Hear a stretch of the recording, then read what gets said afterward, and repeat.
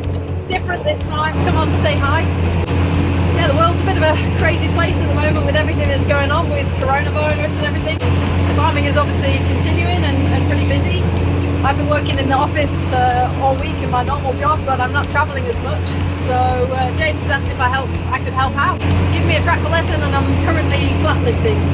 So yeah, yesterday I was flat lifting, he was power harrowing, and he had a little breakdown, so he's gone to sort that out. And it's gone from being so wet to being so dry now that all the work it needs doing in a really short period of time, and there's a lot to do. We're going to hear, we have the seed dressers down. They came and cleaned the seed for us, so the seed's ready to go. James is going to talk a little bit about the power harrowing. Yeah, we also had a Fastrac on demo last weekend. That was pretty cool. Yeah, I hope everyone's keeping safe and well.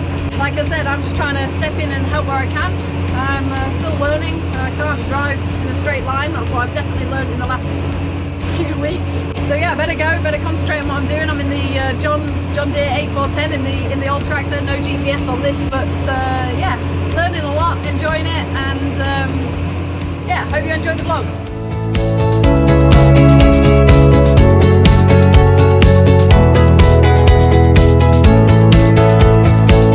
Well, we haven't been on here for a while because there hasn't been a lot to talk about, but finally a bit of action is happening on the farm. I think the last time that we did anything, it was September. That was that failed millet crop, wasn't it? That was the last vlog. So yeah, we're together.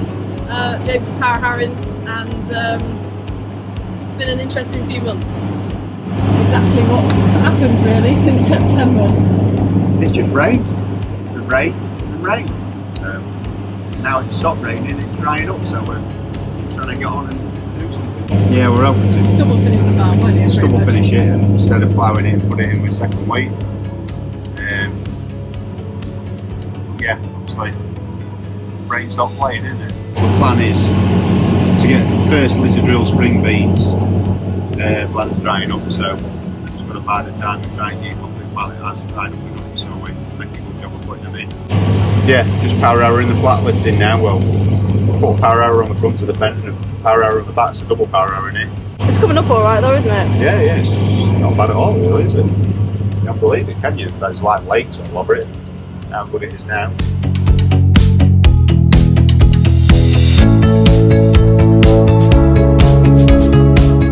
Just checking in. I've just come down to the yard to see what's going on today.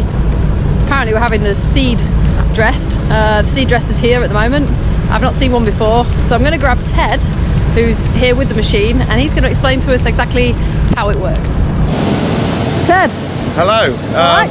Yeah, just a quick one to tell you about the machine. It's a mobile seed unit. It cleans your rape, barley, wheat, beans, oats.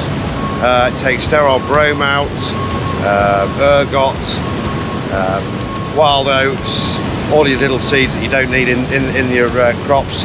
They'll come out in the rotary at the back. It comes up a rotary. It gets cleaned first in there, so your boulder grains get sieved out in there and come onto the gravity, which they then get, the light grains all come to the bottom, the bulb grains, the ones you want for your seed, go to the top. They come through into the applicator, which either get treated with your chemical, what chemical you want on. You can have any chemical you like, up to 4 or 5 chemicals applicated at once. With the Bayer Crop Science applicator. You've got half-ton bags, bulk. You can do cleaning jobs with it, take ergot out of it, out of wheat, barley, things like that. And yeah, it's farm-safe seed, good for farmers, instead of buying new seed every year. It's been very busy this year. We've travelled all over the country, Scotland, all the way up to Inverness, back down to South Lincolnshire. So we cover nearly half the country. Done about 12,000 tonne this spring, which is good for us but bad for the farmers this year, but it's one of those years. So yeah, very simple but fairly effective. On our farm we're going to drill some oats this year. Yeah. The oats are actually alright, aren't they? Yeah, no, they're good. Yeah, with them being laid, they went down earlier on in the year. It's obvious they went down. You're taking quite a lot out, but what's coming out is good. Which you want for your seed, so it's handy. what have we got here then? This is the end product. In my right hand here, this is what's going into your seed next year. That has been gone over through the machine, been cleaned. As you can see, what it's taking out, all the straw, all the light grains, all the small grains, all the bits you don't want, and that's going for your seed, basically. So there we go. They say every day's a school day, and basically the oats that we harvested last year are being prepared to use for seed for this year.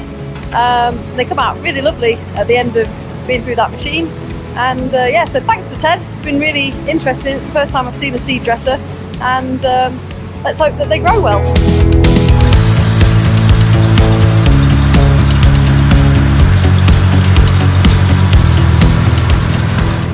Yeah, not been to bed for about just a week basically. Went to bed last night, had a bit of a sleep because I broke the fan belt on the 8410, but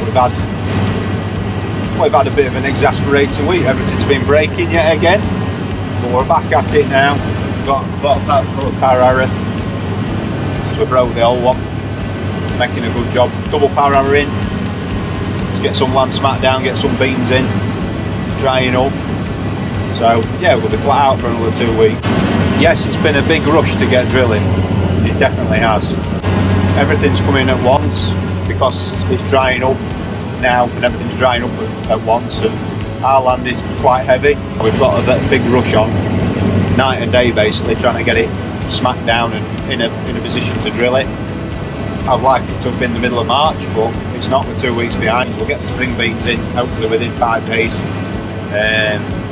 We've got spring, about 250 acres of spring beans to get in, and then we're going to drill oats. Yeah, Jen's been on the 8410 flat lifting. Well, I've been sorting the drill out and doing a bit of work on that.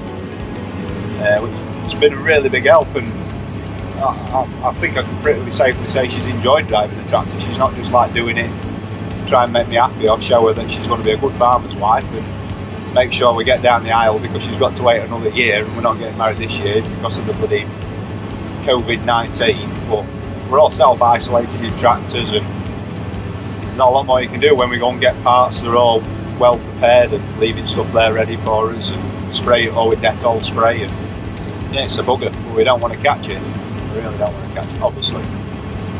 Diverting, sorry, from Jen's tractor driving. She's been really, really good at tractor driving. She keeps straight as a bullet. She doesn't need any GPS. She's also got the woman's touch, whereby she's not pushing the tractor too much and like trying to grab that extra gear. She's just happy away, and yeah, very good indeed. Yeah, we had a Fastrac on demo, try it out. We just wondered about like a bit smaller tractor.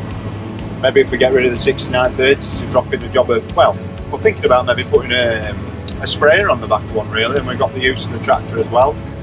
But yeah, it was a really handy little tractor, wasn't it?